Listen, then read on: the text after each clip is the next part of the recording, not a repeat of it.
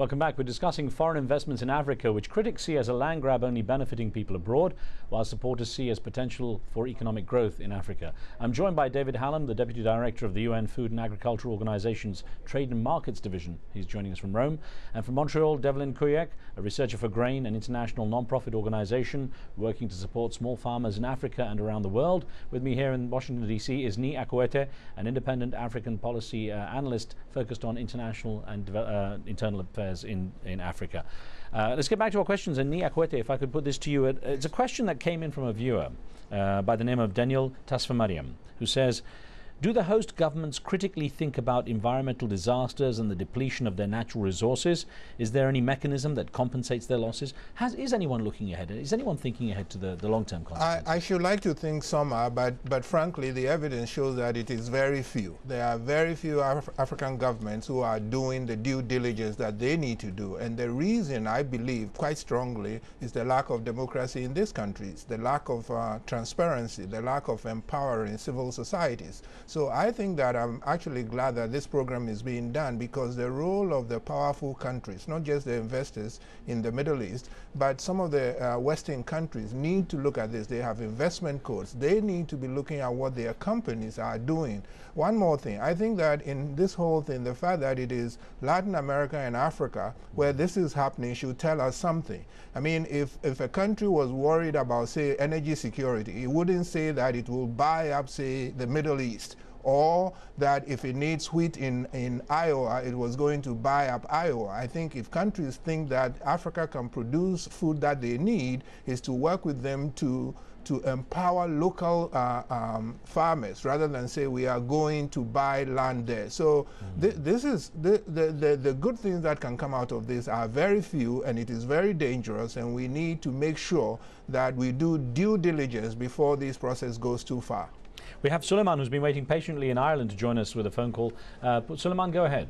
Yeah, actually, I agree with the gentleman in the studio. 100%, this will destroy the environment, and also African farmers will never benefit. And also, I think we will empower African strongmen who will buy weapons and kill their own people, and also destroy all their oppositions. And that is the only empowerment of African dictatorship. It is not empowerment of African farmers. Oh, David Hallam, I want to add to that comment from Suleiman with an email that we got from Jim here in the USA on this same subject. He sent it to our Your Views page on Al Jazeera, and it says, what happens to those who've been farming and living on the land that has been purchased by big money interests? Unless the powers involved exercise some degree of altruism, the entire process can perpetuate or reduce ordinary people to situations of virtual slavery. So what responsibility is there on these corporations who have these mechanisms? And as you say, there's supposed to be a win-win, but what mechanism is there to ensure that the local communities don't get totally destroyed? Well, obviously this is one of the main concerns attached to these kind of large-scale land acquisitions. And there is a weight of evidence to suggest that to date, the interests of the people using land currently have not been recognized.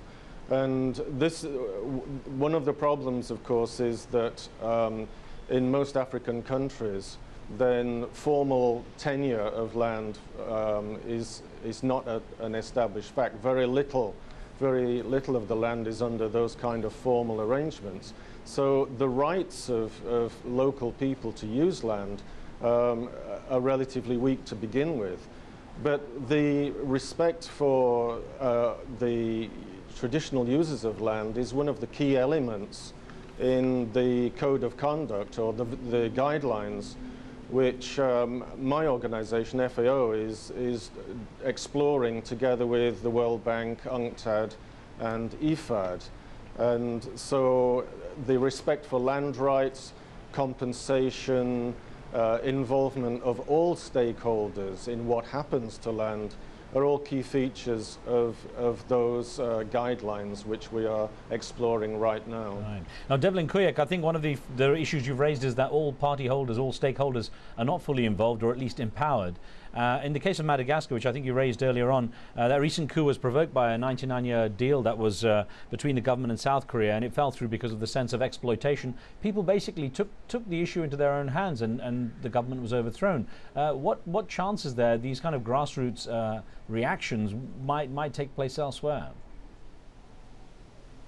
Oh, I think they're very high. I mean, if I had a message to any investors that are listening here, it's be very, very wary of the political consequences of this. I think it's, I mean, for people on the ground, this is such an issue of conflict, and it's such a fundamental issue that there's certainly going to be provocations.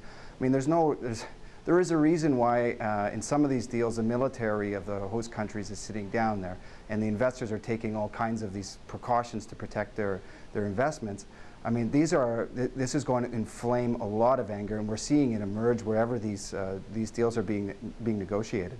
All right, well, you know, Ni Akwete, we at the beginning of the show we were saying that some see this as the return of colonialism to Africa. When you look at the situation, is there any real comparison? Is it powers coming in, foreign powers coming in, but with just a slightly different face?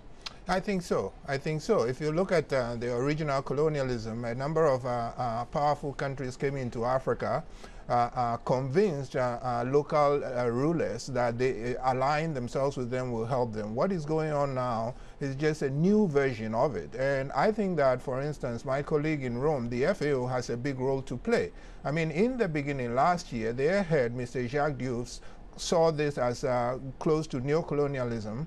Now they are calling it a win-win situation. I agree with my colleague in Montreal that I don't see the win-win. I think that the FAO needs to step in. In fact, it would be good to put a freeze on everything and say, let's put in place structures, let's put in place systems and make sure that indigenous people's rights, the environment is protected before any further thing goes on. I really think that it is a very dangerous trend, and yes, it is close to a new phase of colonialism, frankly.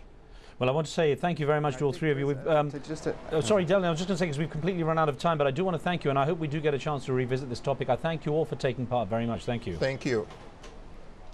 Thanks for sending in your questions for this show too. On today's show, we featured the questions and comments you posted on your website, on our website, Your Views page. So make sure you visit english.aljazeera.net and post your thoughts anytime.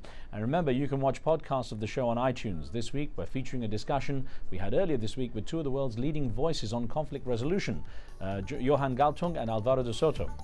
On the next show, millions in Colombia have been displaced because of decades of conflict as well as natural disasters. What's being done to help them? We'll take a look on the next show. Until then, from me and the team, see you next time.